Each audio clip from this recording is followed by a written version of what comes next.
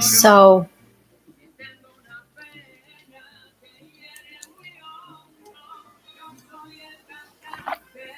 I slipped into acceptance this morning and I'm feeling fantastic for it. And it's been a while since I've been able to settle in here, about 2 years now. Yeah, 2.5, 3 years. In 2020, I found my the allowance. I'm referring to manifestation. It is that moment when you realize that you can just kind of slip down into it.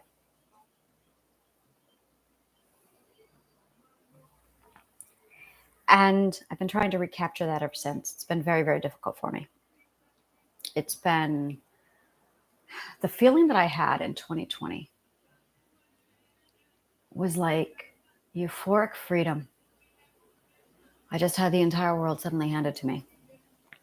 I wasn't rich. I didn't have any money, and it didn't matter. I managed to find a way without the money.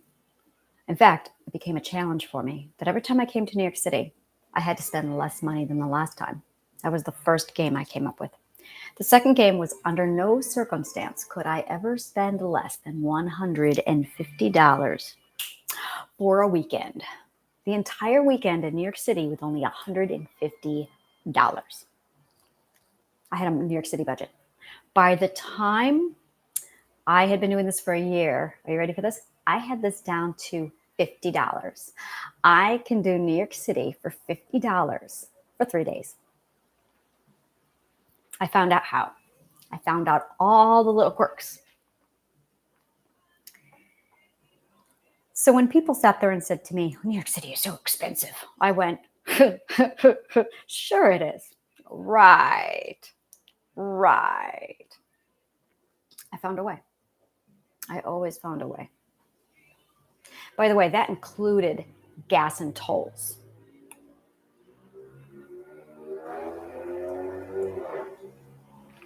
So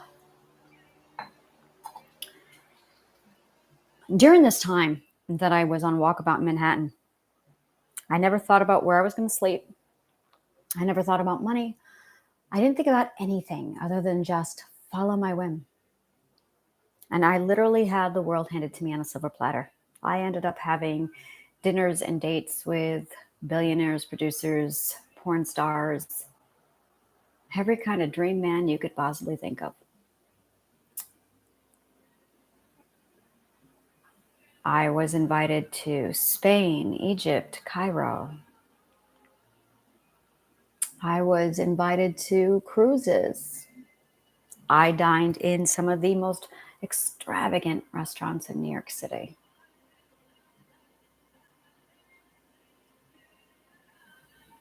And sometimes I slept in Central Park.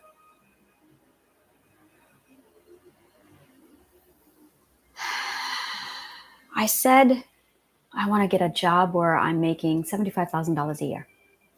And I did. 2 weeks later, I had the job. I could manifest anything during that time period. And here I am now with a healing garden. And I'm going, why the fuck can't I manifest? What is holding me back? And I see a lot of material out there in the world blasting through manifestation and, oh, well, it's all about the acceptance. It's about making sure you're downstream. It's about trusting the universe. It's about making sure your belief is strong. And I see all these people getting anxious and nervous and excited and just stressed over manifestation. And I had this year of my life where I lived it and then I lost it. So I know it's real. And I stepped into it this week again, these last 3 days, the supermoon. I stepped right back into it and I could feel it. And I went, oh, I know what that is. That's the shift back. Now I can manifest. Now I know what I'm doing. And the first thing I manifested, and this is my trick. Are you ready for this one? I don't manifest objects. I manifest knowledge. So I wanted to know how to get out of a breakup. I wanted to know how relationships work. I started to manifest I wanted solutions. I wanted logical knowledge so I could take that knowledge and apply it. I wanted the knowledge. I think that's where a lot of people go wrong when they manifest is they focus instead on what they want. And it takes longer. But if I know the answer, then I don't have to manifest at all. I can just go. See how this works? So I purposely manifest knowledge. And because my brain has so many different subjects crammed into it over 30 years, because I have all this useless knowledge in my Sherlock Holmes skill, I can just, I know what question to ask. And my brain will immediately shuffle all of the data inside of my head and spit out an answer. So I can manifest a solution in a matter of 30 minutes. All I have to do is argue with myself a little bit, which I'm really good at. So I felt it shift, and I figured out love this morning. And it was this massive reawakening. It was like this whole perspective shift. And I know what it is.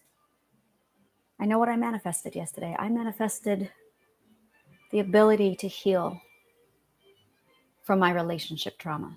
That's what I manifested. I manifested the answers so that I could love healthy again for the first time in my life. I did not want to repeat the same relationship mistake ever again, because then I'll just have one more breakup. And every time I have a breakup, the pain gets worse and worse and worse. And this last one,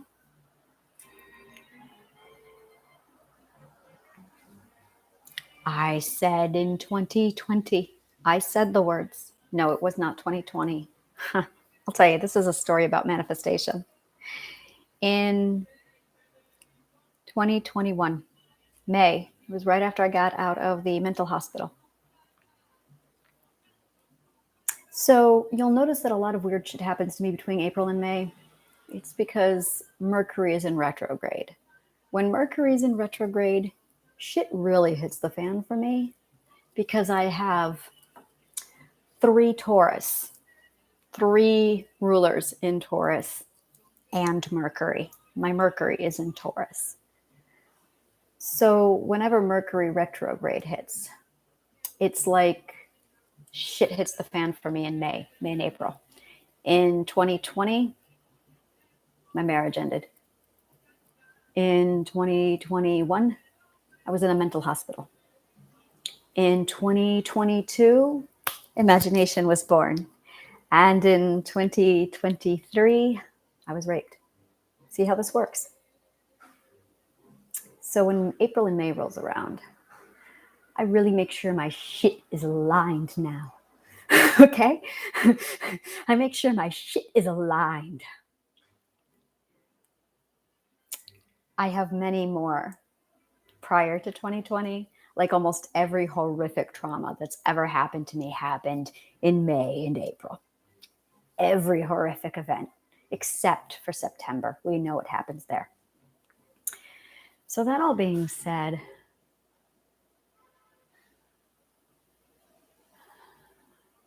it was, I manifested. It was May. I was right out of the mental hospital in 2021. And I said, quote, I want to love someone so deeply and be so in love that he breaks my heart and I will never be the same. Yep, I said those words. I said those words knowing that when I speak, I get. Well, 2 months later, I met someone and I fell in love with him so fucking much. I'm still in love with him. I didn't fall in love with him with the fear type of love where I was just so thrilled somebody noticed me and somebody saw me. Oh no, I fell in love with him for the reals. Like it's part of my identity. But I changed. And he broke my heart. And I got my wish. He did break my heart to the point where I will never be the same. Now I'm this really fucking awesome person.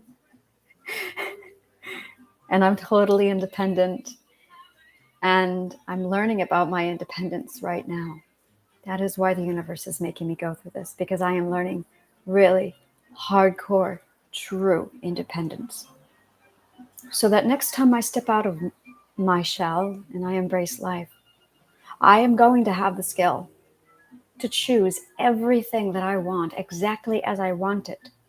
Not because I need it, but because I want it to be a part of my identity. That's true freedom. And that's what I wished for. I wanted freedom. And God damn it, I got it. That was the other thing I manifested. I spent so much of my life wishing for freedom. But I wanted more than just freedom from men or freedom from a system, freedom from a patriarchy, freedom from a 9-to-5 commitment. I wanted freedom from fear. Freedom from fear. That's going to be like one of my marketing campaigns. When something sounds so good, freedom from fear. That is what I wanted. I wanted total, complete, and absolute freedom from fear. I'm going to blame the movie Vendetta, V for Vendetta, for this one.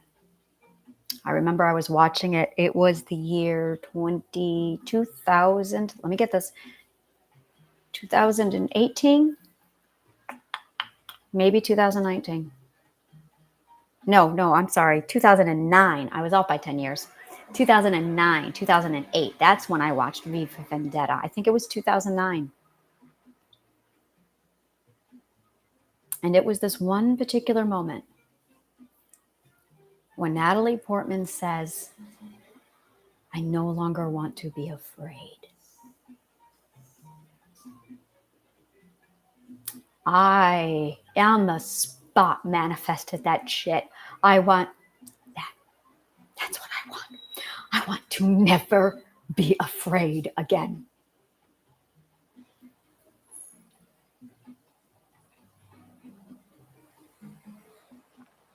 I don't have to really explain what happens in the movie, do I? There it is. That's it. It's correct. You have to go through that. You have to go through that fucking shit. And that's what I'm doing. That's what I did. I went through that fucking shit. I literally wrote a list of everything I was ever afraid of. And I just scratched it off and scratched it off and scratched it off because I refuse to live a life in fear. This has a lot to do with love, which is why I'm talking a lot on fear. Because when we put love into the equation, I am love. I am love. Love is the core of the universe. It really is. Nothing produces more energy than love. Nothing. Except fear. Fear is the only thing that can take love down. Not hate, not anger. Nope. Fear. There is no emotion more vast, more potent with its energy than love, except fear. So it becomes this battle between love and fear. It's the battle of good and evil, love and fear, heaven and hell. You see the analogies that are happening? And there are books, ancient texts written for centuries depicting this struggle, this battle. Metaphors have been drawn. Gods and goddesses have been written up. Infamous legendary battles have been depicted, all showing the same theme throughout all of history: love versus fear. And that is the core of the identity. That is the core of a human being, of a cat, of a dog, of a person, of an individual. Love and fear. And what you love is who you are until it becomes all of you and you exude this light that can only be described as sunlight. And the only thing that can take that down is fear. And fear does. Over and over and over again. I watched fear consume me because I was in a relationship and I'm terrified of relationships. Because a relationship in my brain means slave. And in the meantime, my partner, he was in love once. And he got hurt. He got hurt so bad that love was changed to a fear word.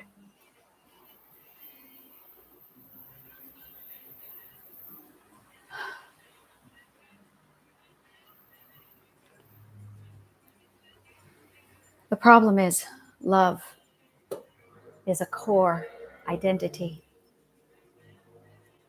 When you build ethics, you build them off of what you love. And when you find your beliefs, you build those off of your ethics, which are built off of what you love. And when your defense system wakes up and goes to war, it's doing it because it loves you. And when your subconscious mind rips it apart and rebuilds it, its only sole purpose is because it loves you. And it is looking to protect you because you are love. And we define love right here in our gut core until fear changes the definition. Fear comes along and it changes the definition. For me, love meant pain. Love meant fear. Love meant being a slave. That's literally what happened to me. Was the word love, the whole concept, the feeling, the definition literally got toxic and jarbled up with feelings of slavery and fear. My partner's got pain put into his definition of love. But we're still love. It's still our center. It's still our car. So when we come together, I see him and I do fall in love with him. It's part of my identity. And then we come together and there's the relationship. And now my brain goes, you're a slave. And his brain goes, you're in pain. And now begins the tug of war. He pulls away and runs away from me because he's in pain and he just wants to avoid the pain, but he loves me. I want to be free. So I run the opposite way. But my God, do I fucking love him. Now I have all of this knowledge. So I can stop running and I can turn back to him and I can say, no, the relationship is not a slave. The relationship is, I don't know, I'm still trying to figure that out. So we're going to shelve that for a minute. But I love him. And I can feel the difference between my subconscious mind changing the definition of love to keep me safe. Yeah, the subconscious mind does that apparently. And I'm a little pissed off right now at mine. So just give me a minute. Yeah, that is what they do. That when I told you the subconscious mind will do anything, I do mean they will do anything. And if that means taking love and redefining it to keep you safe, it will. So my whole life, I walked around believing that love equaled slavery. That way I wouldn't be beaten. So my subconscious mind kept this information from me. I just realized that love does not equal slavery. And I just had to go back and rechange that definition. Love equals blank. Love equals sunlight and warmth and a companionship. And love equals, this is what you need to figure out for yourself. What does love mean to you? Because this is the core. This is where it all starts. I am love. So what do you love? Not what do you love, but what does love mean to you? What does it look like? Define it. And then you will find what it is your subconscious mind has put in there, because you know very well that love is beautiful, love is kind. But that's not exactly what's going on in your subconscious mind, because Rick has an agenda. So I figured this out just now, today.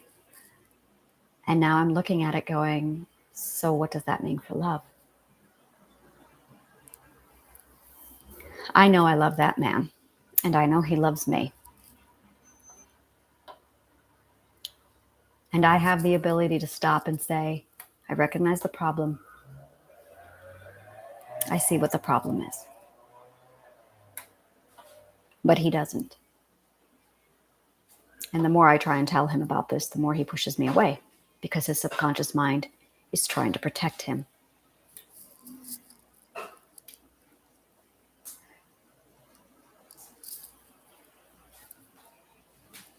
And it's going to get to a point where that subconscious mind is going to keep pushing me away. Or I'm just going to say, I'm all done dealing with your subconscious mind. When your identity is ready to talk, I'll be here.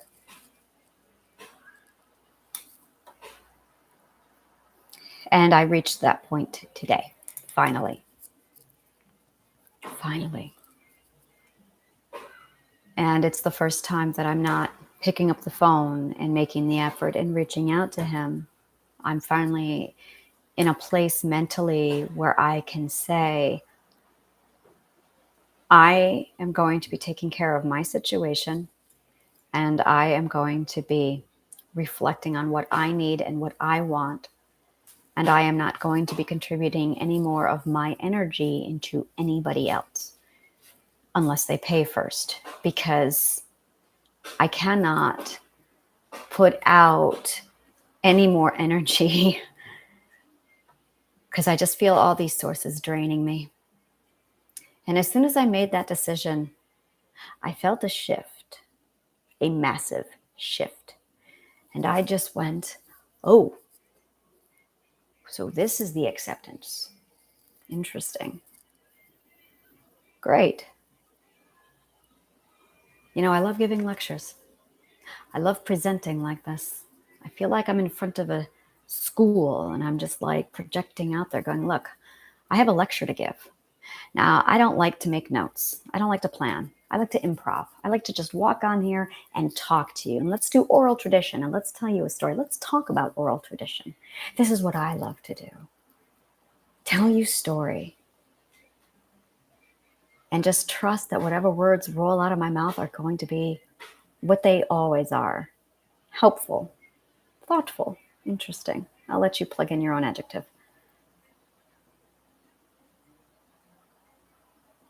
I have wanted to be this my whole life. This is where I've wanted to go all of my life. I and my life were my dream. It wasn't where I wanted to go. It was who I wanted to be. That's the dream. That's your destination. That is your goal. That is the very first thing that you need to dream about. Who do you want to be? It's the same dream we had when we were 5 years old and we were asked the question, what do you want to be when you grow up? What do you want to be when you grow up? Who do you want to be? Who did you want to be? Are you there? You're not? There's a way to change that. There's very much a way to change it. That's what we do at the Healing Garden. That is all we do at the Healing Garden. Work with me. Absolutely work with me. I promise you will not be disappointed. Yeah.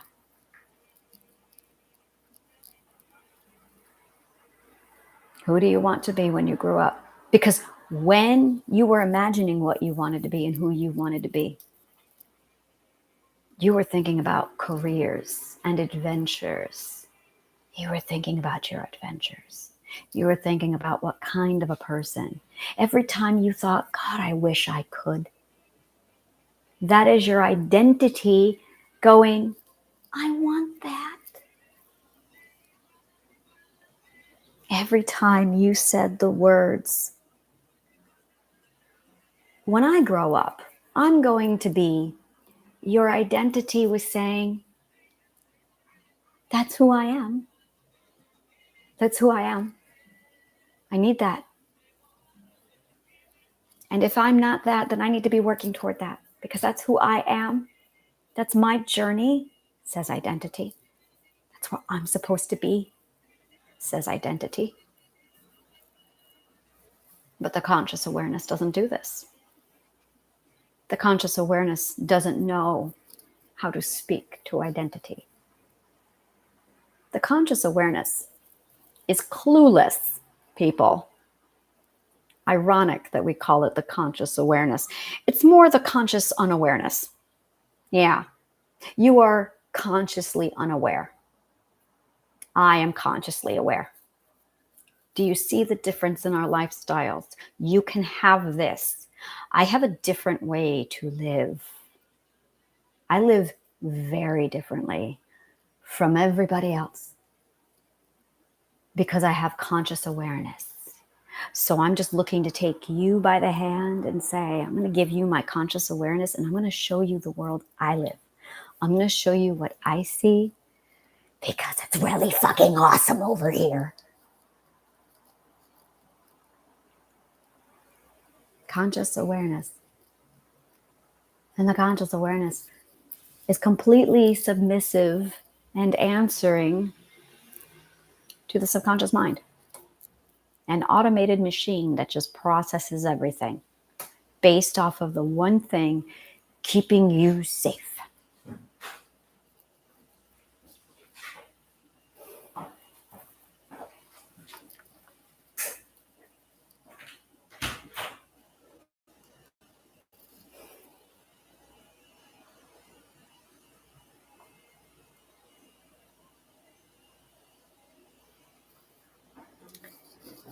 So when we walk into a relationship and there's love and there's relationships and there's ill definitions to keep us safe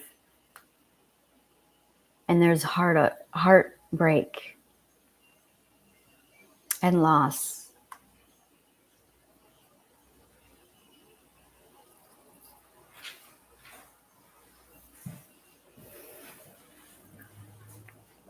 a lot of us are just looking at our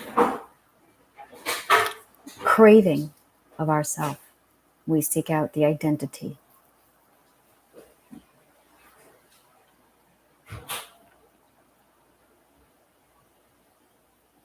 I had a hypothesis, a thought yesterday that when we fall in love, when we see characteristics in our partner, we are actually jealous of the characteristics that they have. When I met my partner, he had the social life I wish I had. He had the dancing skills I wish I had. He had the outlook in life I wish I had. He had the friend circles that I wish I had. He had the events and the parties that I wish I had had.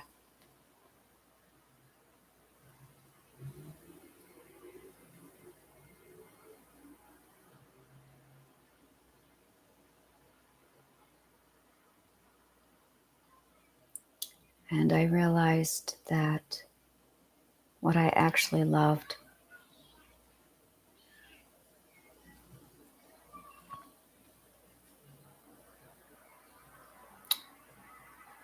was the lifestyle that he was living.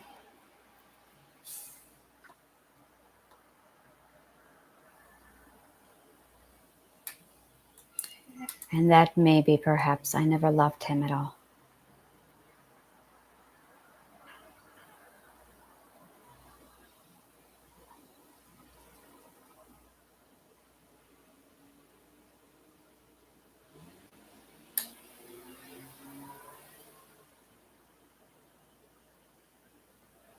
So that love is not something you can pursue out there. Love is something you can only experience inside yourself. Love only ever exists within.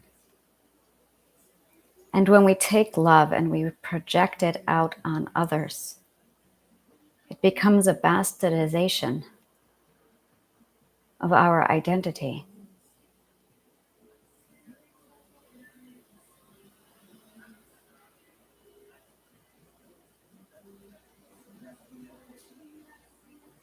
So if we do not need these people, and if we do not want these people, and now if we do not love these people, then why do we have people?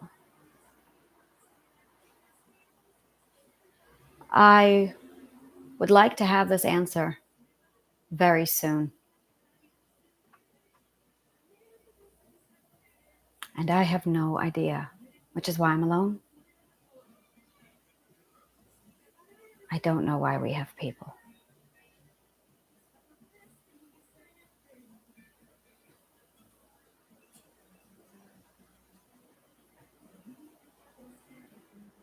What I loved was a fantasy and a dream of him. What I loved was the possibilities and the future he promised me. One possibility. And then the other day I realized I could do all of this on my own. And that I didn't need him for any of it. That if I miss salsa dancing, I should just go. That I've missed Spanish music, then I should just play it. And if I love hearing the Spanish language, then maybe I should just speak it fluently.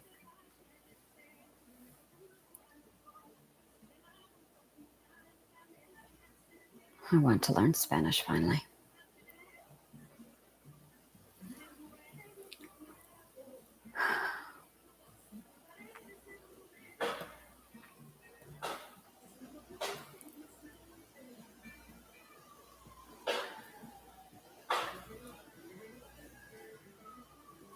We seek out love because we seek out the identity, and love is buried within the identity.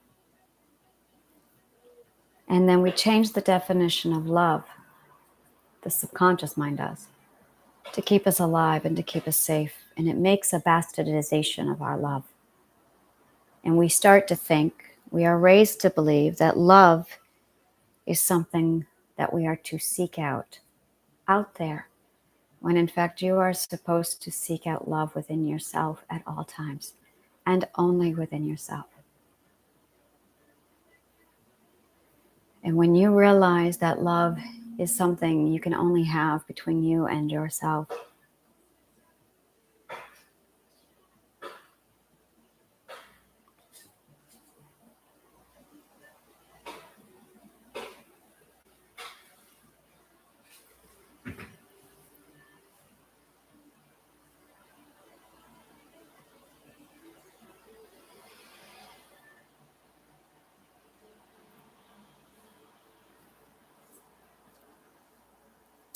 I'm scared to move right now. If I move, I'm afraid.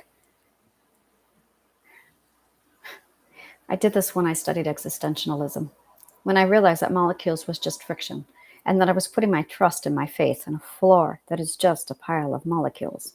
Do I trust the molecules, or will they give out from under me? Because I am imagining these molecules, will they cease to exist? Existentialism was a lot of fun. So now I'm sitting here breaking down the definition of love, realizing that love is not something that exists out there, that it's something that only exists within here. Because not only do I love myself, I love what I love. So I love loving mermaids. I love the energy and the feeling it gives me.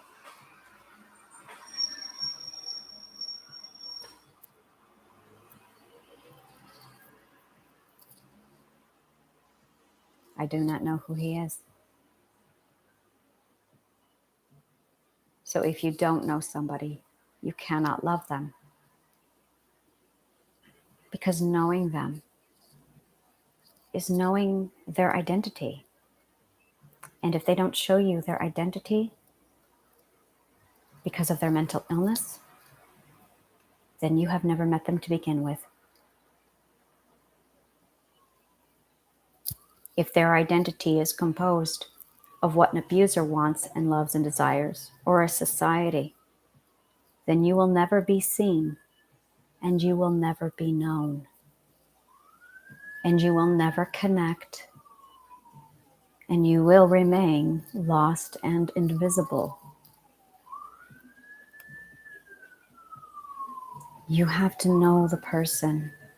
You have to see their identity to love them. And that's the one thing we are not doing today.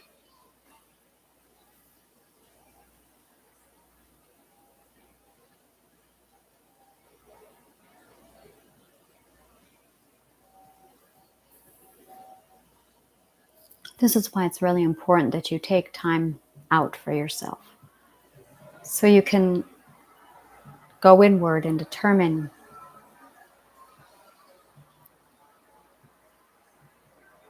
self-love.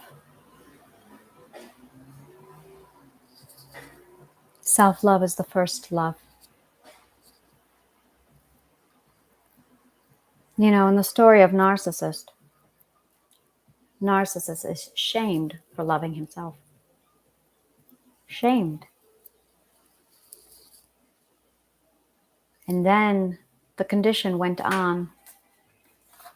Narcissistic personality disorder became the ugliest word in the world. And I always thought that was unusual, because narcissist is self-love, and that's a good thing. And narcissist personality disorder is actually the opposite. So why are we calling it's a misnomer? Did you know this? I knew this. That narcissist is actually a misnomer, because a narcissist is somebody who actually hates themselves more than anything in the world. But narcissist was somebody who adored and loved himself beyond anything to the world, to the point where he died loving himself. Isn't it interesting that psychologists decided to give this personality disorder the name of narcissism? Ironic, isn't it? But no one questions, no one thinks, no one knows the myth. And I wonder if there are other people out there who have studied Greek mythology, who do know who actually Narcissus was, who said, wait a minute, why, when this guy dies from the amount of self-love, and yet narcissism, personality disorder, is quite the opposite? What? It's a misnomer. Because we are taught to be ashamed of the self, to ensure that we keep it separate.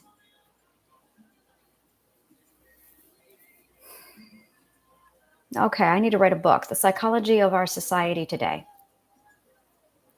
This is the way our society works. This is how it functions. This is what it looks like. It's disgusting. And it's purely logical.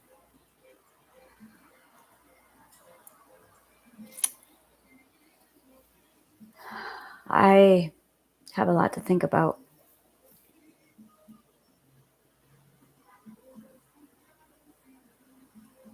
I have a lot to think about. I think we all do. So that is my 2 cents on love and relationships and breakups. Well, that's the other thing I wanted to say about breakups is when you break up with somebody, when they break up with you, you basically are desperately fighting to keep that perspective in place. You are struggling to keep that perspective in place.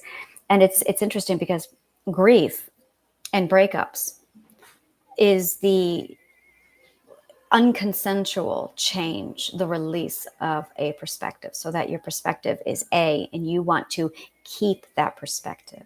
Abuse is when somebody forces you into a false perspective. So in both cases, it's a false perspective. Either you are envisioning a perspective that's no longer the case, and you're desperately trying to keep information and data in place so you can preserve a false perspective, or you're being abused and this false perspective is being forced on you, and you don't want that false perspective. In this case, you want that false perspective and you hang on to it. And in this case, you don't want the false perspective and you're trying to reject it. And in both cases, your cognitive core, your subconscious mind is working to get you on the right perspective. And there's something in the system that's saying it's illogical. It's not accurate. There's something illogical happening here. Here's a red flag. The brain is highly logical. Nothing is more logical than the subconscious mind. Really, truly, nothing is. Nothing is more logical than emotions. Once you understand the logic, once you understand the precise layout of how the brain works, about how the mind works, the subconscious mind, it's absolutely crystal clear. So that you can just sit down, absorb the information and go, oh, that makes sense. Click, click, click, click, click, click, click. New perspective. And the system is up and operational and is beautiful.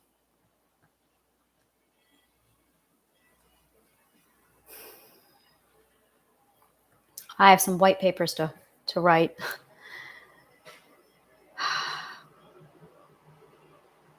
I think the first one is going to be what society has done to our brains. I don't know. My brain is just.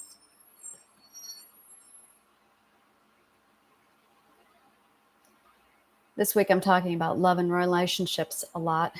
Next week I'm probably going to be delving into sex. I don't know if I'm ready. I really don't know if I'm ready. I think I am. The psychology of sex. I don't want to do it.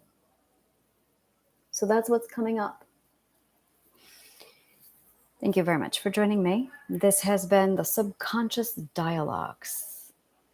It is Wednesday, so I'm probably not going to do Shifting Perspectives. Wednesday is kind of my lax day. It's my light day. I spend more time doing self-care and individuality than I do working. And it's purely whimsical, 100% whimsical. So I'll probably still post on Wednesdays, but it's going to be without structure. Whereas Monday, Tuesdays, and Thursdays, Fridays are my high structure days. Those are the ones you can count on. So thank you very much. Make sure you subscribe to my channel, wherever it may be, and subscribe to my newsletter. Thank you so much. And may the kindest of words always find you.